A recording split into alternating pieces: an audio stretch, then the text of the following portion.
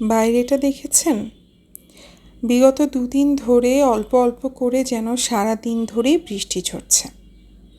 আজকে একটা বৃষ্টিময় সকালের দিনের শুরুটা থেকে দিনের মধ্যাহ্ন পর্যন্ত আপনাদের সাথে শেয়ার করার জন্য চলে আসলাম।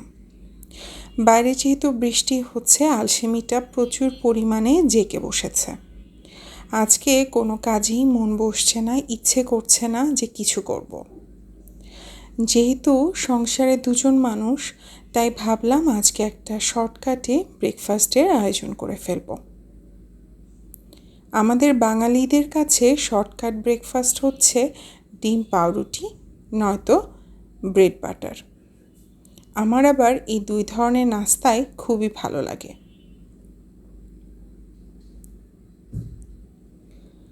প্রত্যেক দিনের দেশের এক একটা নিউজ আমাদেরকে যেভাবে তাগাদা দিচ্ছে সেটা আর বলার অপেক্ষা রাখে না। আমরা অনেক বড় একটা স্ট্রাগলিং মোমেন্টের মধ্যে এখনও আছি। একটা জিনিস শেষ হতে না হতে আরেকটা জিনিসের আগমন। বন্যার যে রেড অ্যালার্ট জারি হয়েছে সেটা আসলে আমাদের ভেতরকে কাঁপিয়ে দিচ্ছে।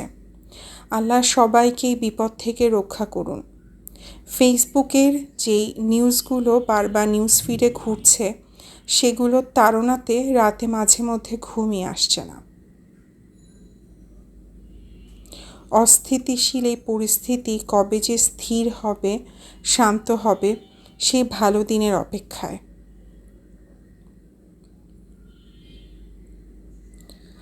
আগেই বলেছি আজকে যেহেতু শর্টকাট ব্রেকফাস্ট করছি, তাই আজকে আলসেমি এমনভাবেই পেয়েছে, ইচ্ছে করছে না আজকে এক কাপ চা করে খাবো।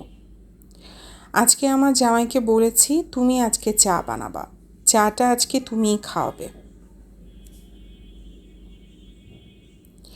দুপুরের আয়োজনে কি করব সেটা নিয়ে রান্না করতে করতেই মাথায় ঘুরছে। এটা কেন জানি আমাদের যারা আমরা বাঙালি তাদের সবারই, স্পেশালি যারা আমরা হাউসওয়াইফ, তাদের সবারই মনের একটা সবচেয়ে বড় প্রশ্ন। দিনের শুরুতেই আজকে নাস্তায় কি করব, দুপুরে খাবার কি করব, রাতে কি করব, আবার পরের দিনের টেনশন। যখন ছোটোবেলায় ছিলাম তখন আমার আম্মুকে সারাটা দিন এই কথাগুলো বলতে শুনতাম। তখন বলতাম, আম্মু তুমি কি আসলেই পাগল? কালকে কি খাবো সেটা না হয় কালকেই ভাববো, আজকে এত ভাবার কি আছে? কিন্তু সত্যি বলতে যখন নিজে হাউসওয়াইফ হলাম তখন বুঝতে পারলাম এটা কত বড় একটা সত্য। এটা আসলে কিভাবে যেন আপনার ব্যাক অফ দ্য মাইন্ডে চলতেই থাকবে। বাই নেচার এটা একটা হাউসওয়াইফের টেনশন থাকে তার পরিবারের জন্য 3 বেলার খাবার রেডি করে সার্ভ করা। যাক, অনেক গল্প করে ফেললাম। গল্পে গল্পে আমার ব্রেকফাস্ট কিন্তু অলমোস্ট রেডি হয়ে গেছে।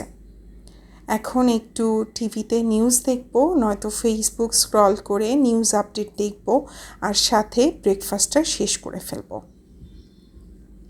মাঝে মধ্যে এরকম সিম্পল কিছু ব্রেকফাস্ট করলে সময় কিছুটা বাঁচে, কারণ আমার হাতে প্রচুর কাজ। এই কাজগুলো তো শেষ করতে হবে। পেজের ভিডিও এডিটিংয়ের কাজ এখনও প্রচুর বাকি আছে। ওগুলো শেষ করে তারপরে অন্যান্য কাজে মন দিতে পারবো।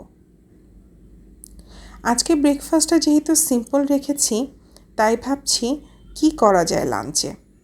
ভাবতে ভাবতে বারান্দা বাগানের গাছগুলোকে একটু পানি দিয়ে নিলাম, শুকিয়ে গেছে।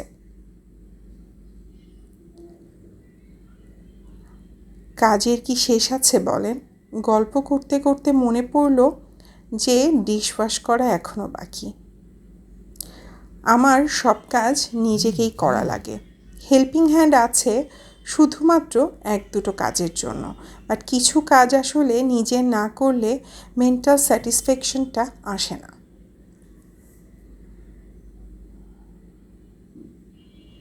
ওই যে একটু আগে বললাম দুপুরের চিন্তা, ভাবছি আজকে বুটের ডাল দিয়ে গরুর গোশত রান্না করব।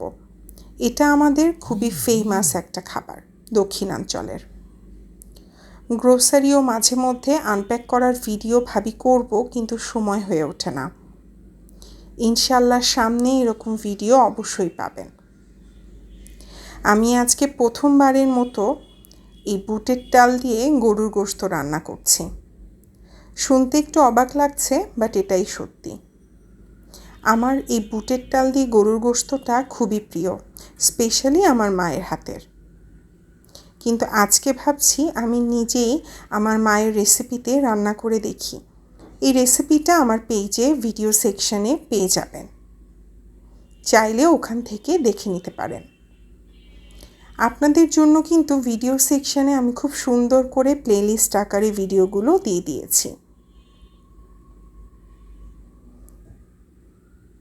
এদিকে ভাত রেডি, গরুর মাংস রেডি, এখন শুধু খাবো গরম ভাতের সাথে বুটের ডাল আর গরুর গোশত।